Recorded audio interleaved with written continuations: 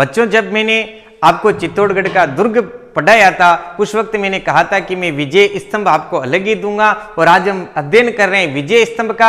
आप please video को पूरा देखेंगे, विजय स्तंभ आप कभी नहीं भूल पाएंगे। मैं आपको बता रहा हूं आज विजय स्तंभ जो इस प्रकार बन रखा है। कई सारी हम बातें करेंगे, उससे पहले मैं आपको कुछ इसकी जानकारियां दे देता हूं। विजय स्तंभ है, विजय स्तंभ, तो आप लोग ध्यान रखेंगे कि विजय स्तंभ है कहां पर, तो विजय स्तंभ चित्तौड़गढ़ के दुर्ग में। और हम बातचीत करते हैं इसके निर्माता के विषय में। तो देखो विजय स्तंभ का जो बच्चों निर्माता है, विजय स्तंभ के जो निर्माता है वो है बच्चों महाराणा कुंभा। कौन है रे बच्चों? महाराणा कुंभा। और ध्यान रखेंगे कि विजय स्तंभ ही नहीं, किसी का भी निर्माण किसी न किसी के उपलक्ष्य में करवाया जाता है। तो इसका निर्माण किसके उपलक्ष्य में करवाया, तो आप लोग ध्यान रखेंगे सारंगपुर युद्ध। आपसे पूछा जा सकता है सारंगपुर युद्ध की विजय के उपलक्ष्य में, सारंगपुर युद्ध की विजय के उपलक्ष्य में इसका निर्माण क्या करवाया था? विजय के उपलक्ष्य में, उपलक्ष्य नहीं होता है, ध्यान रखेंगे, उपलक्ष्य में इसका निर्माण करवाया। और इसी सारंगपुर में विजय हुए, इसी कारण इसका नाम विजय स्तंभ रख दिया गया। ये सभी आप ध्यान रखेंगे। बच्चों, सारंगपुर का जो युद्ध हुआ था वो हुआ था 1437 ईस्वी को, और किन किन के मध्य हुआ था, तो आप लोग ध्यान रखेंगे महाराणा कुंभा वर्सेज मांडू के सुल्तान महमूद खिलजी के मध्य, महमूद खिलजी के मध्य। और ये महमूद खिलजी और कुंभा के मध्य जो युद्ध हुआ था 1437 में, इसे ही सारंगपुर का युद्ध कहा जाता है। और इस युद्ध में कौन विजय हुए? महाराणा कुंभा विजय हुए। इसी विजय के उपलक्ष्य में इन्होंने 1440 ईस्वी में यहाँ पर इस सुंदर इमारत का निर्माण प्रारंभ करवाया, जो पूर्ण रूप से कब बनकर के अस्तित्व में आए? 1448 में।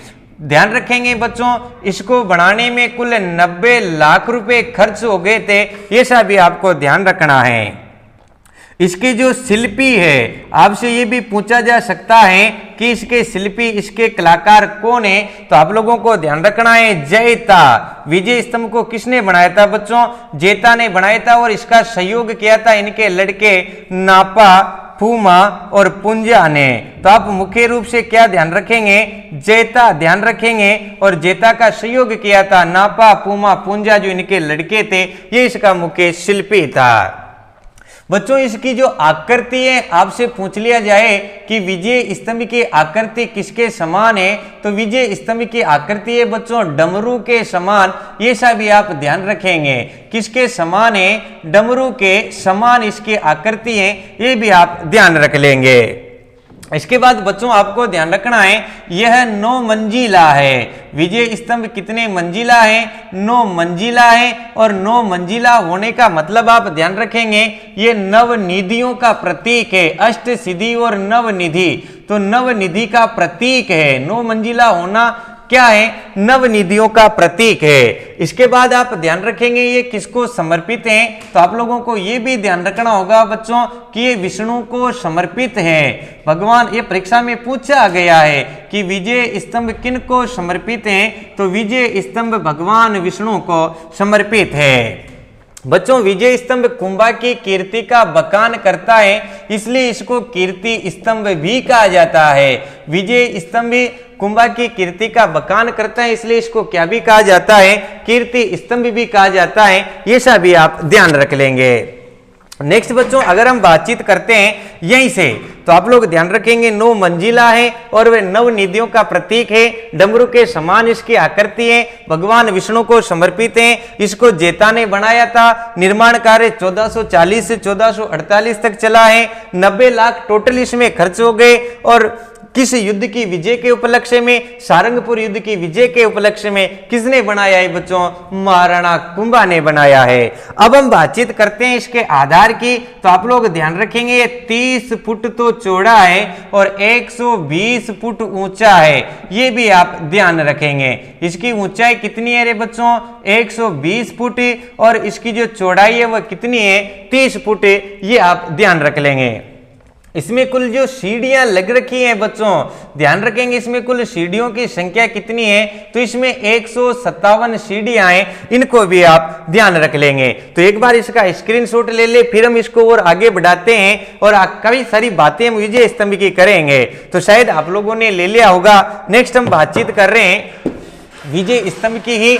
तो इसमें 30 फुट तो चौड़ा है, 120 फुट ऊंचा है और टोटल सीढ़ियों की संख्या कितनी है, ये परीक्षा में प्रश्न पूछे गए। 157 सीढ़ियां इसके अंदर हैं, ये सब ध्यान रखेंगे बच्चों। इसके मुख्य द्वार पर ध्यान रखेंगे, मुख्य द्वार पर, और मुख्य द्वार पर किसकी मूर्ति अंकित है, मुख्य द्वार पर भगवान विष्णु की मूर्ति अंकित है, विष्णु की मूर्ति अंकित है। और मुख्य द्वार पर विष्णु की मूर्ति अंकित होने के कारण ही इसे क्या कह दिया गया, विष्णु ध्वज गढ़ कह दिया गया, ये भी आप ध्यान रखेंगे। मुख्य द्वार पर भगवान विष्णु की मूर्ति अंकित होने के कारण इसे क्या कहा गया, विष्णु ध्वजगढ़।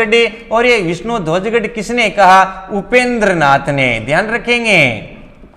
इसी विष्णु ध्वजगढ़ किसने कहा है बच्चों, उपेंद्र नाथ ने कहा है, ये भी आप ध्यान रख लेंगे। नेक्स्ट बच्चों अगर हम बातचीत करते हैं तो इसके सभी मंजिलों पर, 9वीं और 8वीं मंजिल को छोड़ करके सभी मंजिलों पर भगवान विष्णु के सजीव 24 अवतारों के, ध्यान रखेंगे, विष्णु के 24 अवतारों के सजीव चित्र, 24 अवतारों के सजीव चित्र उत्कीर्ण है, सजीव चित्र, सजीव चित्र उत्कीर्ण है। और ये सजीव चित्र उत्कीर्ण होने के कारण ही डॉक्टर गोटज ने इसे क्या कहा है, जरा हम देख लेते हैं। भगवान विष्णु के 24 अवतारों की सजीव मूर्तियां यहाँ पर उत्कीर्ण होने के कारण इसे डॉक्टर गोटज ने क्या क्या कहा है वो जरा हम देख लेते हैं। हिंदू मूर्ति कला का अनमोल खजाना, प्रश्न परीक्षा में पूछा गया है, हिंदू मूर्ति कला का अनमोल खजाना। और हिंदू मूर्ति कला का अनमोल खजाना किसे कहा जाता है, हिंदू मूर्ति कला का अनमोल खजाना बच्चों इसी को कहा जाता है। लेकिन ये किसने कहा है, डॉक्टर गोटज ने कहा है, ये सभी आप ध्यान रखेंगे। भारतीय मूर्ति कला का विश्वकोश, भारतीय मूर्ति कला का विश्वकोश, और भारतीय मूर्ति कला का विश्वकोश भी किसे कहा जाता है, भारतीय मूर्ति कला का विश्वकोश भी विजय स्तंभ को ही कहा जाता है। और किसने कहा, डॉक्टर गोटज ने कहा। और एक और आप ध्यान रख लेंगे, डॉक्टर गोटज ने इसे हिंदू मूर्ति कला का अजायब घर भी कहा है। आपसे पूछ लिया जाए कि हिंदू मूर्ति कला का अजायब घर भी किसे कहते हैं, तो डॉक्टर गोटज ने इसे हिंदू मूर्ति कला का, ध्यान रखेंगे आप, हिंदू मूर्ति कला का अजायब घर कहा है। हिंदू मूर्ति कला का क्या कहा है, अजायब घर कहा है, ये सब आप ध्यान रखेंगे। तो पहले तो आप ध्यान रखेंगे कि उपेंद्र नाथ ने इसे विष्णु ध्वजगढ़ कहा है क्योंकि मुख्य द्वार पर भगवान विष्णु की मूर्ति उत्कीर्ण है। इसके अलावा इसकी सभी इमारतों पर भगवान विष्णु के 24 अवतारों की सजीव मूर्तियां उत्कीर्ण है, इसलिए डॉक्टर गोटज ने इसे हिंदू मूर्ति कला का अनमोल खजाना, भारतीय मूर्ति कला का विश्वकोश और मूर्ति कला का भारतीय या हिंदू मूर्ति कला का अजायब घर कहा है। बच्चों इसे विक्ट्री टावर भी कहा जाता है, ध्यान रखेंगे, विक्ट्री टावर। और विक्ट्री टावर के नाम से भी कौन जाना जाता है, यही जाना जाता है फर्ग्यूसन ने। फर्ग्यूसन का भी कई बार परीक्षा में प्रश्न आ रखा है और फर्ग्यूसन ने इसकी तुलना किससे की है, ये आपको ध्यान रखना होगा। फर्ग्यूसन ने इनकी तुलना रोम के टार्जन से की है। किससे की है, रोम के टार्जन से। फर्ग्यूसन ने विजय स्तंभ की तुलना किससे की है बच्चों, रोम के टार्जन से की है, ये सभी आप ध्यान रखेंगे। और कर्नल जेम्स टोड ने इसके विषय में क्या कहा है कि ये कुतुब मीनार से भी अच्छा, कुतुब मीनार से भी अच्छा, कुतुब मीनार से भी अच्छा किसने बताया है, कर्नल जेम्स टोड ने। या कर्नल जेम्स टोड ने इसकी तुलना किससे की है, कुतुब मीनार से की है, ये सभी आप ध्यान रख लेंगे। बच्चों इसकी तीसरी मंजिल पर 9 बार, ध्यान रखेंगे, यहां से भी बहुत बढ़िया प्रश्न आता है। इसकी तीसरी मंजिल पर 9 बार अरबी भाषा में अल्लाह लिखा हुआ है। इसकी तीसरी मंजिल पर क्या लिखा हुआ है बच्चों, 9 बार अरबी भाषा में अल्लाह लिखा हुआ है और ये अल्लाह लिखाया था 1567 ईस्वी के अंदर अकबर ने। ये भी आप ध्यान रखेंगे। यहां पर अल्लाह शब्द किसने उत्कीर्ण करवाया था बच्चों? ये अकबर ने करवाया था। और 9 बार अरबी भाषा में अल्लाह लिखा हुआ है, तो अल्लाह के बंदे ने इसके बाद जब भी आक्रमण किया इस विजय स्तंभ को कुछ भी नहीं किया, इसको टच भी नहीं किया, क्योंकि इस पर क्या लिखा हुआ था? अल्लाह लिखा हुआ था। तो ये हमें आज भी ये देखने को मिलता है। तो एक बार आप इसका भी ले लें, फिर हम इसके आगे बढ़ते हैं। और शायद आप लोगों ने ले लिया होगा, स्क्रीनशॉट ले लें, बहुत बढ़िया जानकारी चल रही है। तो बच्चों इसके बाद आपको ध्यान रखना है कि इसकी 8वीं और 9वीं मंजिल पर कोई मूर्ति नहीं लग रखी है। 8वीं और 9वीं मंजिल पर कोई मूर्ति नहीं है। देखो क्यों नहीं है? 8 तक तो सीढ़ियां हैं, 9वीं मंजिल पर सीढ़ियां नहीं है, क्योंकि इसकी जो 9वीं मंजिल है बच्चों, ये आपको ध्यान रखना है कि इसकी 9वीं मंजिल बिजली गिरने से नष्ट हो गई थी। 9वीं मंजिल क्या होती है कि बिजली गिरने से नष्ट हो गई थी, जिसे 1911 ईस्वी में, ध्यान रखेंगे, स्वरूप सिंह जी ने पुनः ठीक करवाया था। स्वरूप सिंह जी ने इन्हें पुनः क्या करवाया था? ठीक करवाया था। तो यहाँ पर 9वीं मंजिल पर जाने के लिए सीढ़ियां भी नहीं लग रखी हैं। मैं खुद भी इसमें देख करके आया हूँ, 8 तक ही जा पाते हैं। तो इसकी 9वीं मंजिल बिजली गिरने से नष्ट हो गई थी, जिसे 1911 में स्वरूप सिंह जी ने क्या किया था? ठीक करवाया था।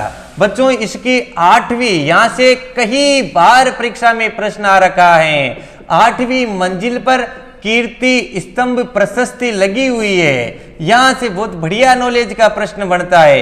कीर्ति स्तंभ प्रशस्ति कहां पर लग रखी है? तो इसी के अंदर लग रखी है। कहां पर है? ये है 8वीं मंजिल पर। और बच्चों ये किसमें लिखी हुई है? ये लिखी हुई है संस्कृत में। किसमें लिखी हुई है? संस्कृत में। और इसको लिखा किसने? कीर्ति स्तंभ प्रशस्ति के रचयिता हैं अत्रि व महेश। यहां से भी परीक्षा में प्रश्न आते हैं कि कीर्ति स्तंभ प्रशस्ति के रचयिता कौन है? कई बार परीक्षाओं में पूछा गया है।